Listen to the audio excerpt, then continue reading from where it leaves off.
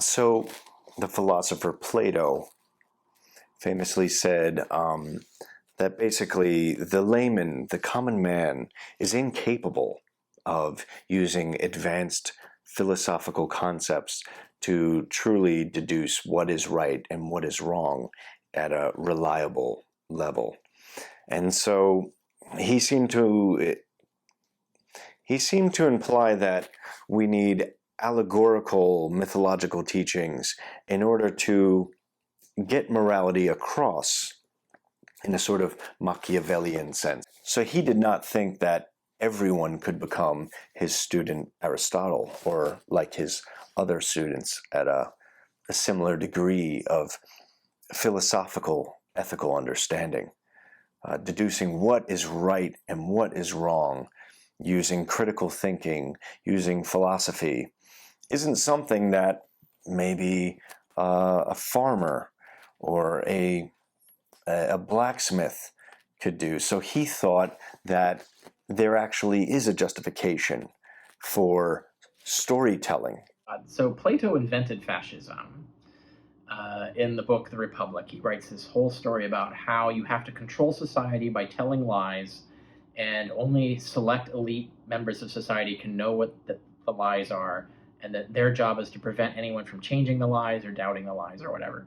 And you look at like this whole, read The Republic, and he's describing this, his idea of the perfect society.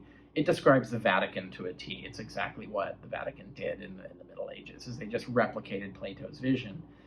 But of course, this is the problem, is that once you have people at the top inventing bad ideas as the lie to tell society, you get a completely dysfunctional society. You get the Dark Ages, you get the Middle Ages, you get the 100 Years' War, you get everything that was disastrous. And when the founding fathers of the United States said oh, okay, we got to shut this down, the reason they eliminated religion from their constitution and even outlawed it, they said religion, it can't be a test for public office, and you have to have religious freedom. You can't force they're doing the exact opposite of Plato. When you look at the First Amendment, it is a repudiation of Plato's Republic. They're saying, no, you cannot do that. People can do whatever they want. And the idea is that once you have a certain centralized authority deciding what myths to believe and so forth, once that centralized authority becomes stupid or corrupt or whatever, so does the whole society. What you need is all the individuals of society to be their own independent critical thinkers, so that the only way to persuade them around is to actually give them adequate evidence that what you're saying is true. And then they become sort of their own barometers, their own test measures. And that becomes a much more stable and effective society. And the fact of the matter is that, contrary to Plato, where he says the average person can't do this stuff. No, the average person totally could. They have to want to, and then they have to put in the effort to build the skills to do it. But they totally could do it. Any legally competent adult can do this. And so we should really promote everybody doing this. And say, if you're not doing it, you should be doing it. This should be your religion, right? Is doing this, coming up with a competent way to approach and critically evaluate information, so that you can tell the difference between what's true and what's not, and even admit when you can't tell, because sometimes we can't tell, and it's worthwhile to admit when you don't know. And so everybody could do this. And I had this debate in Canada with Christopher DiCarlo, and Christopher DiCarlo was advocating, this is a weird debate, but you can find it online, but his position was that we need to surrender authority to an artificial intelligence to run society, and the AI would decide everything. Basically, it would be Plato's Republic, except run by an AI, and we would just be obedient to the AI, is the idea.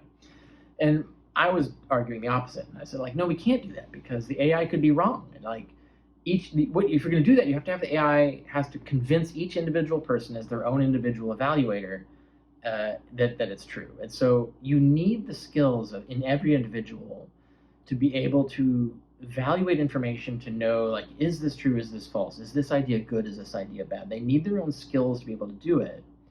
And when everybody in the society has that attitude and has those skills, then the whole society can't be thrown off kilter by some central authority selling some sort of false religion on everybody, this false ideas on everybody. Bad ideas, no matter how confident they are that they're good ideas, there could be bad ideas. So you really need a society where everybody thinks for themselves and has the skills to think for themselves. And that's what we should be promoting. That's the religion we should be selling. This has been tried, right? So there's been many movements throughout American history I can speak for. Other countries might have different histories, but where the attempt to get critical thinking taught in schools, primary and secondary schools. And as soon as someone tries doing that, here's what happens. Immediately what happens is you're teaching these kids to think for themselves. And so they start thinking for themselves. What happens? They come home, they start questioning things like, why is that rule? Why is that the rule? Why are you saying that rule? Why should I behave this way? Why should I do this? Why are you telling me that? How do I know that's true? Which is what they should be doing. This is the skills we should be teaching kids to do this, and we should be competent enough and knowledgeable enough to answer them. And if we're not, we should know who to point them to, who could do it for them. These are the kinds of people we need. But the thing is that parents don't like this. They don't like kids coming home and questioning them, questioning their rules, questioning their traditions, and so on. They don't like it. And so what they do is they go and shut that down. They tell the school, you can't be doing this anymore. And so critical thinking isn't really taught. Or it gets shrunk and shrunk, like the number of subjects that you can apply critical thinking to shrinks and shrinks until there's like nothing left that you can do it with. And so the skills aren't really taught. And this is really parents just terrified of children who think for themselves. And they shouldn't be. Like we need a world where we're like, we want children to think for themselves. In fact, we want to get them better at it. We want to make them good at it. That's what we should all want for society. It's what parents should want for their kids. It's what schools should want for their students.